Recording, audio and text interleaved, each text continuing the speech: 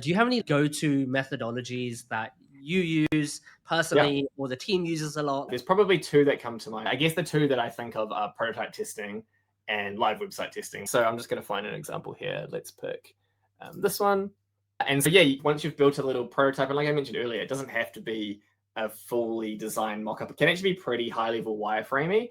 But I think that's a really good way to get people testing whether or not they can perform a particular task. I've got some results of an example over here where we've asked people to see if they can add red capsicums or red peppers, if people can add them to the cart and complete the purchase. And so, yeah, you can quite quickly see that 85% of all participants were able to perform that task. And so I think that's a really good way to test flow. Quite often you're thinking about what does it look like, but actually the key thing is really, does it work? Something else that we added at the end of last year was recordings. And so you can actually, if you want to, you can record their screen, record their camera as well, or their microphone. You get so much insights from watching particular participants. We asked those participants to think aloud as well. So they're not just like clicking, they're actually speaking to like what they're seeing and all that kind of stuff.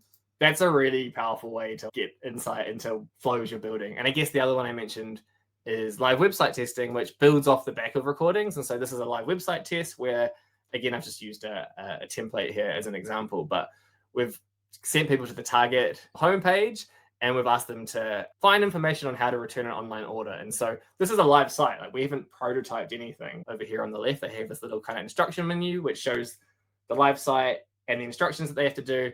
And that's a really powerful way to see how they're using your real life product. Or like I mentioned earlier, or competitors. This one here, for example, said was the information where you're expected to find it. And 70% of people said no. So that's pretty amazing that it's like, we built this thing, or this site's live, and yet 70% of people don't think the info was easy to find or where it should be.